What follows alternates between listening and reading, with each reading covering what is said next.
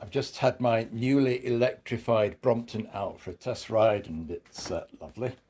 I really like it. Some minor points, just comments haven't got there. So great idea, great bit of kit. Of course, with the extra weight up here on your handlebars, when it's parked like this, it's a lot less stable than it would be. I don't leave it parked like that anyway. I'm indoors and no wind, because it's going to fall over. So I don't know if there's a stable way to have that. No, it swings around that way. It's not as stable when parked like that. Obviously, you've got the extra weight of the wheel and the battery. Advantage being it should be fairly straightforward to take them off. I'm going to use twisty wire clips to attach the motor cable down here, because if I take the wheel off to replace it, I want one just on there. I've tucked this cable behind the mudguard stay, so when it folds up it's not in the way, and if I clip it up again, I'll do it with a twisty wire rather than a tie wrap, so I don't have to cut the tie wrap to take it off. The other thing I'm struggling with is the brake blocks. They're as far down in the slot as they'll go, and yet when the brake is applied, you can see, even if I adjust the angle of it, it's just over the rim. I don't think it's just catching. No, I can hear it. That edge is just catching the tyre. And I can only think of two things. One is to take this out and grind down the slot to make it a longer slot so it'll go further down. The other thing would be to file the rubber so that it's not catching the right white tyre as it grips. I might just be able to squeeze a bit more. No, it's not good. I don't know if anybody else is having that problem with the front brake. No idea what that is, because presumably the rim is exactly the same diameter rim as the rear one. Anything else? Yes, with the wires routed as they are, it folds okay. That wire, the other side of the mudguard stay, the wires wrapped as they are. And on mine, I'm using this attached there. I did say I would put a bit of rubber under there, just so that that's a tighter clamp.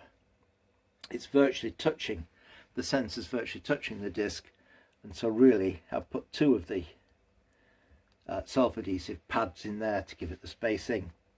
Maybe it wants one and a thinner pad, half a pad. One pad I think would have left too big a gap. Oh, bastard nut. That's a technical term, guys. It's probably not a bastard size. It's 16mm. Therefore, you have your toolkit. In your toolkit, you have a spanner, which accepts the nuts on here, and this is a larger size nut.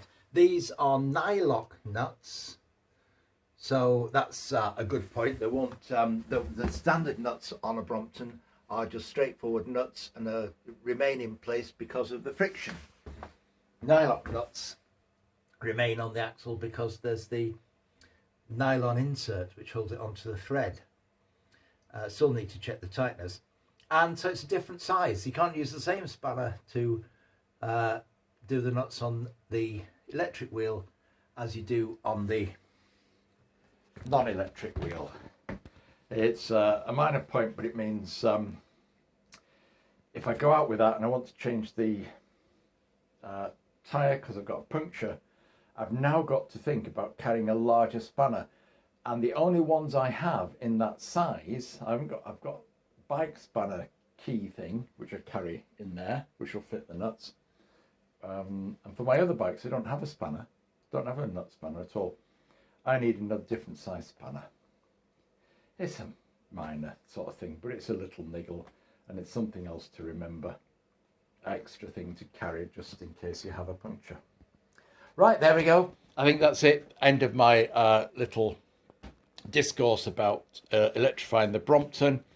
If there is anything else, obviously, talk to Swytch. I'm saying talk to Swytch, not to me. I might ask them about the brakes and see if I get a response about that. But other than that, everything seems to work. I did unzip the top of this to look in to see the little rocker switch, which is buried in there, which is very hard to turn off and on. But once you've turned it on, I think you just turn it off really if you are transporting the battery anywhere or leaving it a long time. You can't see easily. You certainly can't flick it with your fingers from the top. And it's a tiny rocker switch. I'll put a still image of that so that you have a better idea of what you're reaching for with your toothpick or whatever it is that you're operating the switch with to turn it on. But there we go. A very interesting little machine. Hope you enjoy yours. They've been around a while, haven't they? And others will talk about the sales method that Swytch are using, which I have noted from talking to somebody already has put at least one person that I know off going straight ahead with the purchase. That is, it looks as though this is a £500 system. Yeah. It's about 800 as you see here. And that's not clear up front. So that's a minor thing about the advertising and purchasing mechanism.